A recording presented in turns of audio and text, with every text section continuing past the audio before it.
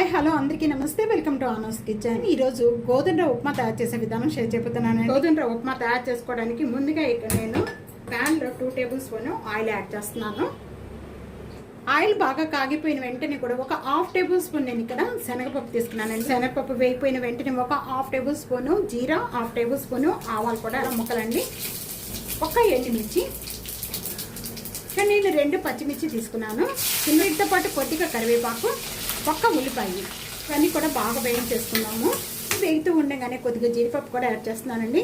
ఈ విధంగా వేగిపోయిన వెంటనే కూడా నేను 1 గ్లాసు గోధుమ రవ్వ దీంట్లో యాడ్ చేసేస్తున్నాను. వీటితో పాటు బాగా వేయించుకోవాలండి. పొడిగా అవుతుంది అంతవరకు కూడా వేయించుకోవాలి. షుగర్ ఉన్న వాళ్ళు తీసుకుంటే గోధుమ రవ్వ చాలా మంచిది. ఈ విధంగా ఇలా కలుపుతూ వేయించుకోవాలి. పొడిగా ఉంచేంత వరకు కూడా వేయించుకోవాలి. ఈ గ్లాస్తో అయితే మనం రవ్వ తీసుకుంటామో అదే గ్లాస్తో సేమ్ గ్లాస్తోని 3 గ్లాసెస్ వాటర్ యాడ్ చేస్తున్నాను. గల్లుప్పు యాడ్ చేస్తున్నానండి.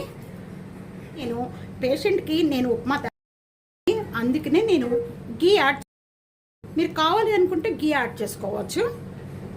ఏం వెజిటేబుల్స్ పిల్లలకి ఇష్టమో అవి యాడ్ చేసుకొని ఉప్మా తయారు చేసుకోవచ్చు. చాలా అవి కూడా ఎక్కువగా యాడ్ చేసుకోకండి, లైట్గా యాడ్ చేసుకుంటేనే బాగుంటుంది.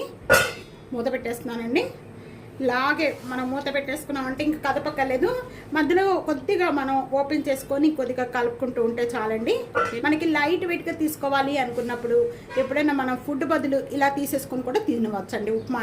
ఇప్పుడు ఓపెన్ చేద్దామండి. ఇక్కడ లో ఫ్లేమ్లోనే పెట్టానండి మొత్తం. ఇప్పుడు ఇది చల్లారిపోయింది అనుకోండి, మనకి పొడిగా అవుతుంది. పల్లీలు యాడ్ చేయలేదండి.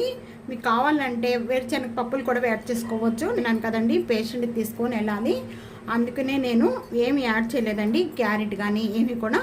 ఇది మీకు రెండోసారి మళ్ళీ చూపిస్తానండి. అన్నీ యాడ్ చేసుకొని తీసుకోవటం. ఎంతసేపటికైనా కూడా మనకి పొడిగా చాలా టేస్ట్ వస్తుంది ఉప్మా అనమాట. ఇదే విధంగా ఒకసారి ట్రై చేసి మీకు ఎలా ఉందనేది కామెంట్స్లో తెలియజేయండి.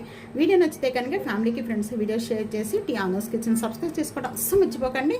లైక్ చేస్తూ ఉండండి. Thank you for watching.